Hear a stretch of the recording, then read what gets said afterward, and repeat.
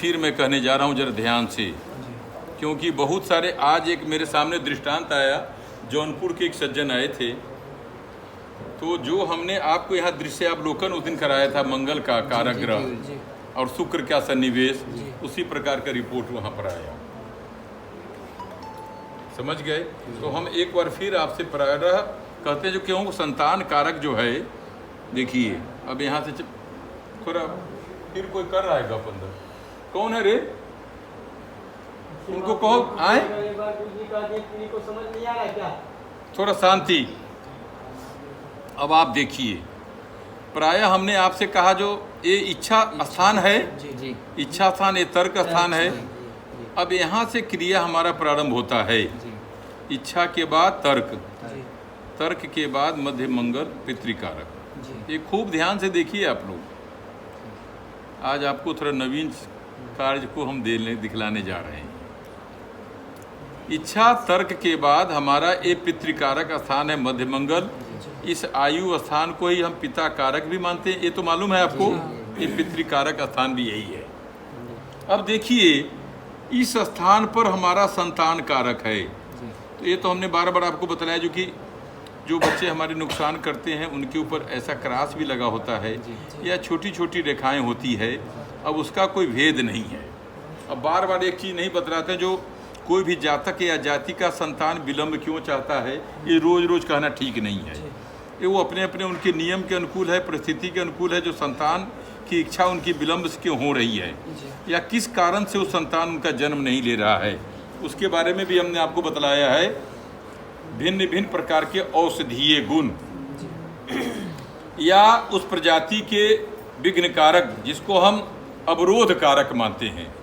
अब अवरोध का एक शब्द पर्याय है, वो मैं यहाँ नहीं बोलने जा रहा हूँ, क्योंकि ये टेप में जाएगा तो कहीं ना कहीं से अपभ्रंश होगा, कहते पढ़ाते समय ऐसा शब्द का उपयोग नहीं करना चाहिए, इसलिए मैं अवरोध कारक बोल रहा हूँ।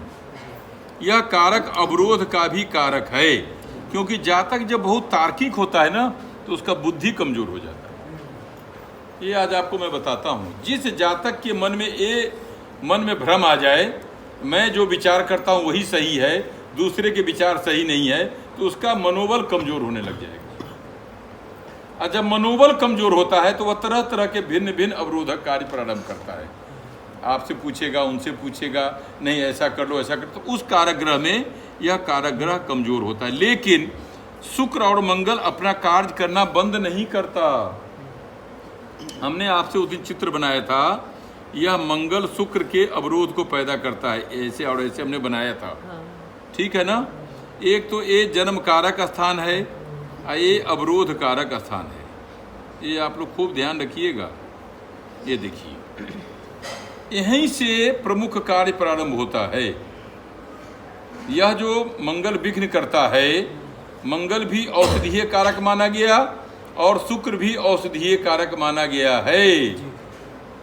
शुक्र भी जिसके बहुत प्रबल होते हैं, औषधि से संबंधित कार्य करेगा। मंगल और राहु भी कभी कभी डॉक्टरी से संबंधित कार्य करवाता है, दवा का उपयोग करना, दवा का बारे में बतलाना, ऑपरेशन करवाना, नसों के बारे में जानकारी देना, किस प्रकार से यह विघ्न गर्भ में हो रहा है, ये मंगल और शुक्र के प्रभाव से ही पता चलता है। बहुत लोग आज के समय में जब बहुत विलंब करते हैं तो प्रजनन की प्रक्रिया कमजोर होती है, या उम्र भी ज़्यादा हो जाता है, जैसे 40 के आसपास हो गए, 38 हमारी जातिका के उम्र हो गए, 44-45 हमारे उसके पति का हो गया, तो क्रिया में व्यवधान का भी योग आता है। वो क्रिया का जब व्यवधान होता है तो उनके मन में संशय होता है, फिर अपने विशेषज्ञ डॉक्टर के पास जाते हैं। ये विशेषज्ञता में इस स्थान का अवरोध आता है। जैसे नसों में किसी एक नसों में गड़बड़ी होना, गांठ हो गया नहीं, 2 प्रकार का नस होता है, ये मैं आपको बता देता हूँ, आज खूब खोल के बता रहे हैं, ये आपको जल्दी कोई बतलाएगा नहीं। ये 2 प्रकार के नस है। एक नस से हमको संतान की प्राप्ति होती है और एक नस के द्वारा हमको संतान की प्राप्ति नहीं होती है। नहीं, वो हाथ से नहीं, वो गर्भकारक स्थान है। गर्भकारक स्थान पर जब इस स्थान से जब ऊर्जा समाप्त हो जाती है तो यह इधर आ जाएगा, ये डाइवर्ट हो जाएगा। और जब ऊर्जावान रहेगा ये इधर आ जाएगा। कभी कभी आप देखेंगे जो यह भी काम अगर नहीं करता है तो ऊर्जा कमजोर होने के बाद भी जब दैवीय कृपा बहुत होती है या किसी विशेषज्ञ डॉक्टर का जब परामर्श अच्छे से दवा इत्यादि चलते हैं, ये नस भी काम कर जाता है ये, और ये जाके इसमें मिल जाता है। ये मिलता तो है, और ये करवाता कौन है? मंगल ही करवाता है। मंगल पहले नुकसान की चेष्टा तो करता है, लेकिन जब शुक्र के द्वारा औषधीय प्राप्त होता है तो यही मंगल अपना कोष को यहाँ ला करके भी इसमें सम्मिलित करवाता है। जिसको डॉक्टर कभी कभी क्या कहते हैं, तो सुनिए, 2 प्रकार की बच्चेदानी व्यक्ति के जीवन में होता है। ये आपको मैं बता रहा हूँ, जब भी बच्चे की प्रजनन स्थान होते हैं उस प्रजनन स्थान पर 2 प्रकार की जो नस होती है सीमा, उसमें दोनों बच्चे में से यदि इसमें बच्चा प्रथम बार आ जाए तो सर्वोत्तम।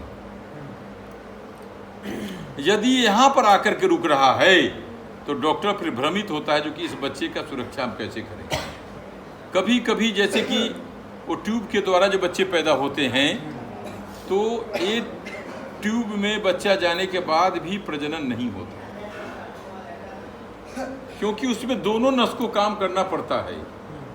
डॉक्टर कहते तो हैं जो कि हम आपको प्रेषित करके आपको उसको कंट्रोल करेंगे, लेकिन कंट्रोल होता नहीं है, क्योंकि मंगल अपना काम छोड़ नहीं रहा है, एक नस को विघ्न कर रहा है। या तो यहाँ पर किसी प्रकार की जनेंद्रिय गड़बड़ी हो गई, या किसी प्रकार का इन्फेक्शन हो रहा है, या उस बच्चे के कार्य में कहीं न कहीं से ब्लड के सर्कुलेशन नहीं हो रहे हैं। जब तक बच्चे के जीवन में ब्लड का सर्कुलेशन नहीं हो, ग्रोथ नहीं बनेगा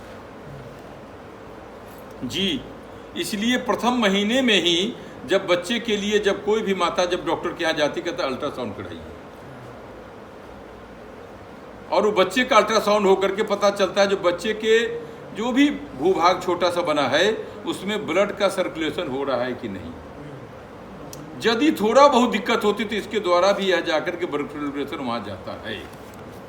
ये मंगल बहुत बड़ा कार्य करता है पंडित जी, ये समझ जाइए आप। लेकिन यदि ब्लड का सर्कुलेशन नहीं होता है तो जातक कहता अच्छा 3 महीने तक हम देखते हैं, फिर हम देखेंगे। इसका मतलब उसको भी शंका है जो काम नहीं हो रहा है। जब 3 महीने के बाद भी ब्लड का सर्कुलेशन नहीं होता है तो बच्चे के या तो 3 जगह प्रेषित करता है माता को। एक तो बच्चेदानी में ग्रोथ माने खून का धब्बा जम गया, या एक ब्रेन के पास,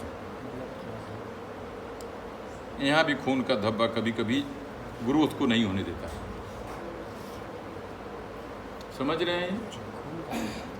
और एक हार्ट के पास,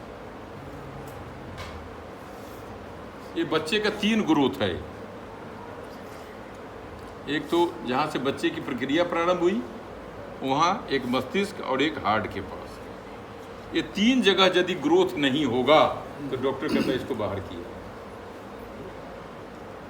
माथा ही नहीं पर ग्रोथ करेगा तो हार्ट क्या करेगा, हार्ट ही नहीं करेगा तो ये क्या करेगा। स्त्री की कुंडली में सब बिल्कुल जी, इसमें हस्त में पता लगाना, ये हम करा देंगे। आप काहे को बुलाते हैं, ये मैं करा दूंगा आप लोगों को। पहले आप देखिए क्या क्या त्रुटि होती है।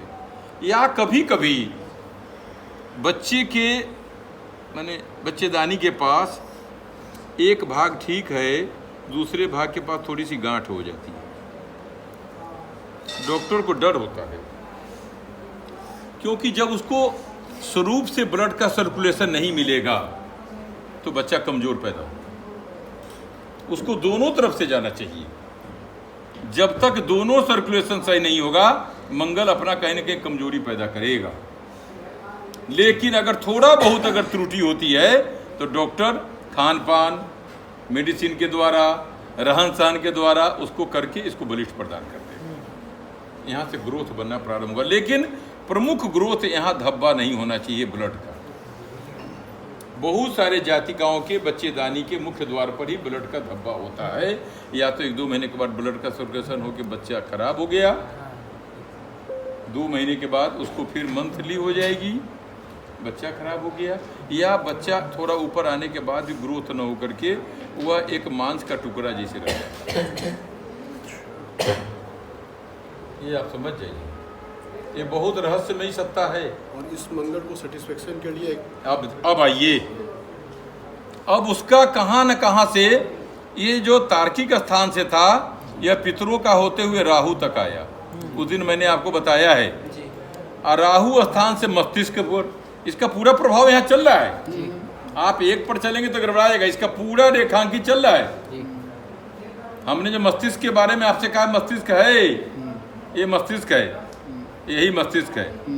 बच्चा जब जन्म लेगा तो उसका मस्तिष्क क्रिया ठीक होना चाहिए, शारीरिक क्रिया ठीक होना चाहिए, तब ना हार्ट बनेगा।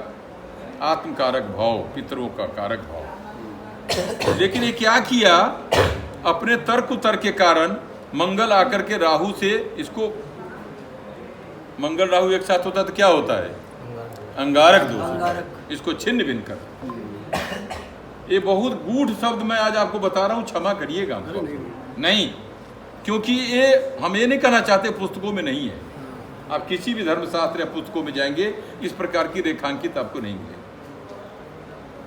अब देखिए ये राहु जाकर के कहाँ चला जा रहा है, ये देखिए सूर्य के पास अगर गया, अगर यहाँ भी है तो देख रहा है ना जी, ये देख रहा है। यहाँ भी हमारा सूर्य है, मंगल है, शुक्र है। अब देखिए तीनों का समायोजन आ गया जी। इसका मतलब यहाँ से भी डिफेक्टिव चल रहा है जी। यदि बार बार रेखा कहीं शनि की ओर चला गया, बुध की ओर चला गया, आप देख रहे हैं, तो शनि मंगल भी कहीं न कहीं विघ्न करेगा। शनि शरीर को पुष्टि नहीं देता है। अमावास्या और शनिवार के दिन जब बच्चे जन्म लेते हैं तो वह शरीर से थोड़ा कमजोर रहता है। ये आज मैं आपको बता रहा हूँ, शनिवार के दिन या अमावास्या के दिन जो बच्चे जन्म लेते हैं वह शरीर का ग्रोथ से थोड़ा कमजोर रहता है। उसको प्रबल कौन करता है, सूर्य कर देता है। यदि जातक के जन्म के समय सूर्य अगर ठीक ठाक है तो शारीरिक ग्रोथ में कमजोर भी रहेगा, तो जातक को बचा लेता है।